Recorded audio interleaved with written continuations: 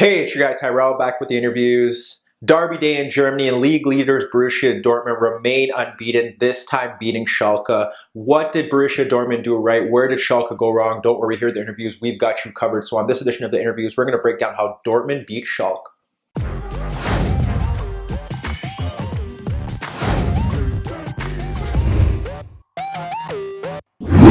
So before we get into today's video, don't forget to give our video a thumbs up if you do enjoy it. The bell below does give you daily notifications regarding our organic, unfiltered soccer/footy analysis. And don't forget to subscribe to our channel. In today's video, we're going to break down the first half, see how both sides look to approach the game, see who was the key player for Dortmund and why they were able to take control in the first half. Then move to the second half, see how Schalke looked to try and rescue a point before Dortmund were able to kill the game off. But first, let's get to the starting lineups. We look at Schalke 4-4-2 diamond, Burgstaller and McKennie up front ahead of Bentaleb. Out in the wide areas, they went with Harit and Schaff with Rudy sitting at the base of the diamond. Then we get to Dortmund 4-4-2, 4-2-3-1. They had Paco Alcacer ahead of Reus. Out in the wide areas, Bernd Larsen and Sancho. And in midfield, they went with Witsel and they went with Delaney. So now let's get to the first half, see how both sides look to approach the game and why Schalke struggled to create chances against Dortmund in the first half. The hosts encountered several difficulties in the first half trying to break down the league leaders. Schalke here in their 4-4-2 diamond trying to break down Dortmund wasn't very easy based on the fact that Dortmund pressed well from the front and as a unit they're very organized and compact. Yes, their defenders are liable to mistakes, but at the end of the day, as a unit, they're very solid. From the front, you see Paco pressing one of the center backs. You'd have Reus sit here at the base trying to stick onto Rudy. At times when he was able to push out, he would push out knowing that the ball wouldn't go to Rudy and forcing them to clear their lines. The wide players step out as well, and that's very key to push onto the fullbacks. You have them very organized, and when they drop off, it's the same thing. They drop off into that shape. You have, again, Reus sitting near Rudy, and then you have Paco ready to press when need be. When you think about it, even with the numerical advantage that Schalke had in midfield, it was very simple because when you have the wider players pushing out, let's say the ball pushes out to the right, one of the members of the double pivot will push out to that shuttler, and with Bentaleb free, you'll have Delaney push over there and cover him. The other shuttler's not much of a worry unless they switch play, and if they were to switch play quickly, you'd have Delaney cycle out to him, you'd have Witsel go on to Bentaleb, and that was how they were going about their business. When they dropped off a bit deeper, what you would see is that they would encounter problems because what you have here is the Schalke forwards looking to break in between the space between the center backs and the full backs. You had McKennie and you had both of them pushing into those areas. The problem here was that they couldn't really get service into them because the midfield weren't getting on the ball. Bentaleb wasn't really getting on the ball. He had to drop deeper to get into positions where he could make a difference, and that was a big issue for him. And like I said, when they dropped off deeper, you have four central midfielders out in the central areas. The problem here is that they didn't have enough width. No crosses into the box, nothing really going forward. That is due credit to the wide players in Sancho and in Bernd Larsen who were able to shift out quickly, very organized, not allowing the fullbacks to get forward, always providing pressure. It's either you got to beat them or you got to deliver the cross early. They were unable to do either, and that was where Dortmund were really thriving. They were organized without the ball. When they pressed from the front, they clogged the midfield zone, so Schalke couldn't really gain control of those central areas. And then when you think about it going forward, it's the same thing with Dortmund. Everything kind of runs through Reus. If Reus is going, they could really get things. That's when they really create chances, unless it's due to moments of individual brilliance or a mistake from the other side. But Dortmund didn't really have any issues breaking forward in that sense as well, based on the fact that when you have them pressing Schalke from the front, they had Bentaleb stick to the deepest midfielder. They would have the forwards push out as well. But what you have now is a problem because you still have another midfield there. You have Reus. So Rudy can't leave Reus because if he does do that, that's a big gamble. So he sticks to him there. Then you have either Delaney or Witsel sitting free. So now you have the shuttlers. And once again, you still have the fullbacks going forward. So the thing was that Berkey never really wanted to play out of the back. Understandable given given the mistakes that the center backs have made throughout the season, given the facts that they are culpable to make those mistakes. So what he would often do is clip balls out to the fullbacks, force the shuttlers out, and then try to build play from there. And that seemed like a logical approach for them based on the fact that, again, they don't want to concede cheap goals, and that could have been a case where that was the issue. But when you break it down, Schalke never really had much of an edge. They didn't really create any chances. Only one opportunity from a corner kick where Berkey had to make a key save. This first half was about Marco Reus once again and how he was able to be the difference maker, how he is the difference maker and the key cog to this Dortmund side. So now let's look to see how Reus influenced the game and why Dortmund went into halftime leading 1-0. So when we get into the first half, it's all about Marco Reus. He was the key player. They had no way to stop him. Why has he been so pivotal? Why was he pivotal here? When we break it down, the first opportunity, we see Akanji send the ball, slide it over to Piszczek. Piszczek gets the ball in an advanced position. What does he do? He finds Reus where Rudy is, and he's able to split Herrett and Bentaleb, play the pass into Reus, who spins him. And what happens there is that Paco ends up dropping it off to him. You have Reus breaking forward. You have Bernd Larsen breaking forward. You have Sancho breaking forward. He plays the pass to Bernd Larsen, who guides it to Sancho. That ball ends up hitting off Sané and falls into the path of Hakimi, who continued his run into half space. Hakimi fires a shot wide. Again, a big warning sign. Reus delivered the opening goal from a free kick. That fell to Delaney unmarked in the box, and he was able to nod his effort in. When we look to other opportunities where Reus did play a big factor, there's one where, again, the ball is found. I think it was by Witsel. He plays it into Reus, who's able to spin past Rudy. What happens there when he spins past him, he lets the ball go across him. He slides it to Sancho. Reus ends up continuing his run into that space, and we have Sancho cut in on several players before having his shot blocked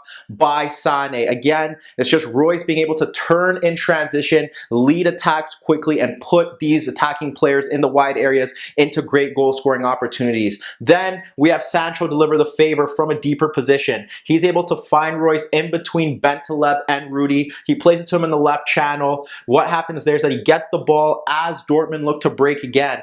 As they break, it's Reus running at the back four, and you have Paco looking to run in between the center backs in Nastasic and Sané. He makes the run. Reus doesn't play it into him until he gets close to the box. Then you have Paco who's able to cut back in and bent his effort inches wide of the net. Again, Reus in transition, rolling defenders. No one could stop him. The final opportunity, we see Akanji step forward. He ends up locating Paco, who ends up dropping off the center backs. He drops off the center backs, and he locates Reus spinning off Herrett. He links the play with him, and as he gets towards goal, he lashes his shot wide. Reus was all action everywhere, finding puck to space, leading the attack in transition, placing his teammates in goal-scoring opportunities, creating the opener. He was dropping off deeper and dispossessing Schalke players. He was the big deal here, and what made it worse was that Schalke were forced into a substitution by bringing on Mendy, so they lost their main goal-scoring threat, who created the one chance that Berkey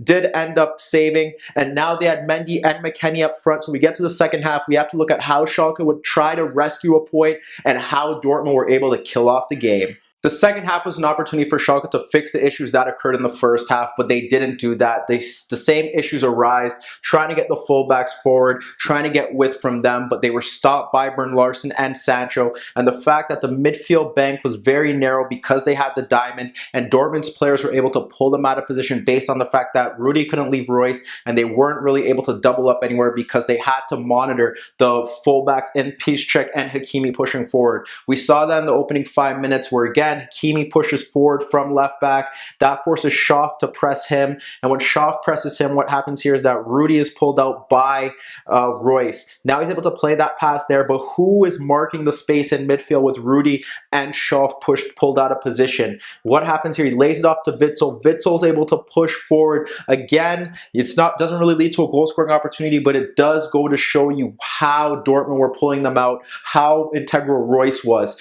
That was key. We eventually saw a change. Sadar ended up replacing Bentaleb, and we saw Herrett move to the tip of the diamond. What happens there? Sadar ended up getting a shot on goal, and it stemmed from Sane clipping the ball into Schaaf, who nodded it into McKennie. McKennie was able to hold off Diallo and Hakimi, drive central, lay it off to Sadar, but he was only able to fire a shot in between Delaney and Witsel on goal. Eventually, the game followed the same template. Schalke weren't able to create chances. Dortmund, like I said, struggle in open play. They really heavily rely on Reus or some individual brilliance. And when they brought on Guerrero for Larson, we saw, again, Guerrero moved to the left. We saw eventually a goal, and it stemmed from individual brilliance because at that point, Dortmund had conceded a penalty. Reus fouling a player, controversial. Was it a penalty? Was it not? Here at the interviews, we don't discuss that. But again, Dortmund ended up conceding a penalty, and it looked like the only way Schalke were going to score. So eventually, we see Guerrero come on for Larson. The goal ends up stemming from an overload down the left-hand side. How does that happen? Well, you have Guerrero, who is now sitting in a narrow position on Rudy. You have Sancho shifting over. Diallo plays the ball to Sancho. Once the ball is played to Sancho, Schaaf instantly presses him, but he's able to get by him. Now you have Calgary pushing into the runner in Sancho. And what happens here is that you have Guerrero pull off, so he plays it into Guerrero, and he continues as he bypasses Calgary. What happens there is that Rudy pulls off, Sane steps forward, and what happens, he's able to play that ball around Rudy for Sancho to break free on goal. Sane could come across, Nastasic could come across, but they're wary of the pullback. They allow him to shoot on goal. He's able to fire his effort past the keeper. Konoplyanka ends up replacing Obzipka, which pushes Mendy out to left back. We see Götze replacing Paco, but again, Reus steals the show. We look at another opportunity shortly after these changes. You have Reus stepping close to Sane. You have Götze blocking off the pass into Rudy, so it forces the keeper to clip the ball out to Calgary. What happens there is that he's dispossessed by Guerrero, and he plays it into Witsel. Witsel now finds Götze just ahead of Rudy, and what happens there is that he's taken out by Schaaf right after that, and the ball goes to Götze. Götze now is able to square up and turn and face Rudy and Sane and play the ball to the right of Sane for Reus. His first touch carries him by the keeper. He's able to go 1v1. He fires a shot on goal that is saved. It ends up falling to Sancho, who takes on Mendy 1v1, cuts outside and fires a shot on goal. But again, it's Reus. The press, the ability to run off his defender, no one able to pick him up. He should have scored. Schalke get off the hook. Another opportunity, Piszczek ends up getting the ball out in the wider area. Serdar ends up pressing him. As Serdar presses him, you have Reus dropping off, and Sane, for some odd reason, steps to him. When Sane steps to him, you have Sanche with Mendy, and what happens is he cuts to the outside, and he two is the central position, and he plays the ball around Mendy, and Sancho's pace from the outside allows him to get the ball, but Mendy tracks him well, holds him up, but Reus continues his run, and no one tracks it. So he gets the ball in half space, Nastasic comes across, his pullback is blocked, but it ends up falling to Guerrero, who fires a shot off the post. But again, this is what Dortmund were all about. Very solid and organized without the ball. They were able to overcome the diamond. Schalke didn't have many opportunities, especially with the changes that they were forced into making. They weren't able to really adapt or shift their system or find any service from wide areas, and they couldn't get anything to the central of the pitch because Dortmund were pressing well from the front. They were organized when they sat deep, and with Marco Reus dispossessing players, finding pockets of space to receive the ball, and pushing forward to lead counterattacks, Dortmund were clear and worthy winners on the day. But let me know what you guys think. Can anyone stop Dortmund from winning the Bundesliga? Has the title race finished? And what about Schalke? What are their goals for this season? Meet me in the comments below. Don't forget I upload videos every day, and don't forget to subscribe to my channel. If you like this video, give it a thumbs up. And that was your daily dose of the interviews.